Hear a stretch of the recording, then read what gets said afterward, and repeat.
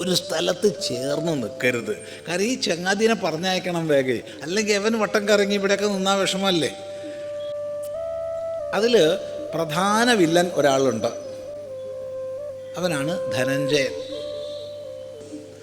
കത്തിച്ച് കഴിഞ്ഞാലും കുറച്ചൊക്കെ അവിടെ ഇവിടെ എല്ലൊക്കെ ബാക്കിയുണ്ടാവും. അതുപോലും എടുത്ത് ഒരു സ്ഥലത്ത് ശേഷിക്കാത്ത വിധത്തിൽ ഒഴുക്കിക്കളയണം. ചിതറിക്കിടക്കുന്നതിനെ ഒന്നിച്ച് ചേർക്കുന്നതാണ് സഞ്ചയനം. സഞ്ചയനം എന്നാണ് വേണ്ടത്. ചി ചയനെ എന്ന ധാതു, അതായത് ചേർക്കുക, അതിനാണ് ചി ധാതു ഉപയോഗിക്കുന്നത്. സമ്യക്കായി നല്ല പോലെ ചേർക്കുന്നതാണ് സഞ്ചയനം. ചിതറിക്കിടക്കുന്നതിനെ ഒന്നിച്ച് ചേർക്കുന്നതാണ് സഞ്ചയനം. പല പല ശാസ്ത്രങ്ങളിൽ, പല പല ഗ്രന്ഥങ്ങളിൽ അങ്ങിങ്ങായി ചിതറിക്കിടക്കുന്ന ആശയങ്ങളെയും അറിവുകളെയും ഒന്നിച്ചു ചേർത്താൽ നമ്മൾ വിദ്യയുടെ സഞ്ചയനം ചെയ്തു എന്ന് പറയാം. അങ്ങനെ ചേർത്ത് കൊടുക്കുമ്പോൾ എല്ലായി സഞ്ചയനം. സ്വാമി ഇതല്ലല്ലോ ഞങ്ങൾ സഞ്ചയനം എന്ന് കേട്ടിട്ടുള്ളത്, നാളെ 4 മണിക്ക് സഞ്ചയനം ഉണ്ടാവും എന്ന് പറഞ്ഞാൽ ഇങ്ങനെയല്ലല്ലോ. എന്തെങ്കിലും ചിതറിക്കിടക്കണ കൂട്ടിച്ചേർക്കുകയാണ്. അതിപ്പോൾ എന്താ ചോദിച്ചാൽ, ഈ പറഞ്ഞു കഴിഞ്ഞാൽ കുറേ പറയേണ്ടി വരും. അതിപ്പോൾ നമുക്ക് ഈ ശരീരത്തോട് ഒരു താതാത്മ്യം ഉണ്ടല്ലോ, ഇതെൻ്റെയാണ്, ഇത് ഞാനാണെന്നുള്ളൊരു താതാത്മ്യമുണ്ട്. അപ്പോൾ ഈ താതാത്മ്യത്തോടുകൂടി ജീവാത്മഭാവം ഈ ശരീരത്തിൽ കുടികൊള്ളുകയാണ്. എല്ലാ കാലവും ഇരിക്കില്ലല്ലോ. പ്രാരബ്ധക്ഷയത്തിൽ ദേഹം പോണ്ടേ? പോണം, ഉറപ്പായിട്ടും പോണം. പ്രാരബ്ധക്ഷയത്തിൽ ദേഹം പോണം. അപ്പോൾ ഇതിനെ ഇവിടെ നിലനിർത്തിയ ഓരോരുത്തരായിട്ട് വിട്ടുപോകണം. സംസ്കാരങ്ങളൊക്കെ അതീവ സൂക്ഷ്മരൂപത്തെ പ്രാപിച്ചു. ആ സൂക്ഷ്മരൂപം കാരണഭാവത്തെ പ്രാപിച്ചിട്ട് പ്രാണങ്ങൾ ഓരോ വൃത്തിയും സൂക്ഷ്മത്തെ പ്രാപിച്ച് അവസാനം ഉദാനഭാവത്തെ പ്രാപിച്ച് ഈ ഉദാനൻ സകല സംസ്കാരങ്ങളെയും കൊണ്ട് വിട്ടുപോവുക വേണ്ടത്. ആരും ശേഷിക്കരുത്, ഇതാണിപ്പോൾ വേണ്ടത്. എന്നാൽ പലപ്പോഴും ശരീര താതാത്മ്യം കൊണ്ട് ഇത്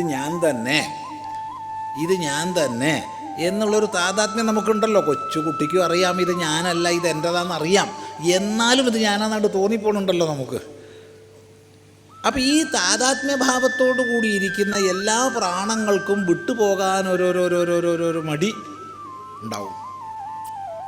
അതിൽ പ്രധാന വില്ലൻ ഒരാളുണ്ട്, അവനാണ് ധനഞ്ജയൻ. ഈ ധനഞ്ജയൻ എന്ന് പറഞ്ഞാൽ ഏതുപോലെയാണെന്ന് വെച്ചാൽ, പണ്ട് കാലത്തൊക്കെ,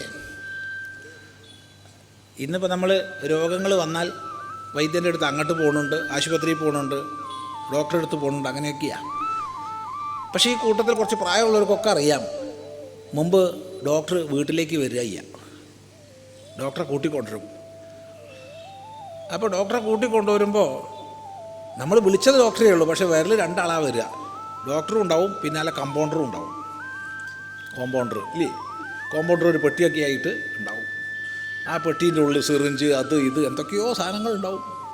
ഡോക്ടർ വന്നു, രോഗിയുള്ള മുറിയിൽ പോയി, അല്ലെങ്കിൽ ഉമ്മർത്തി ഇരുന്നിട്ട് അങ്ങോട്ട് രോഗീനെ കൊണ്ടുപോയി എന്നിട്ട് പരിശോധിക്കുക. ഡോക്ടർക്ക് പ്രവേശം ആകെ കൂടെ രോഗിയുള്ള മുറി വരെ മാത്രം, അതിനപ്പുറത്തേക്ക് പ്രവേശമില്ല. എന്നാൽ കോമ്പൗണ്ടർക്ക് അതല്ല, കോമ്പൗണ്ടർക്ക് അടുക്കളയിൽ വരെ പോവാം.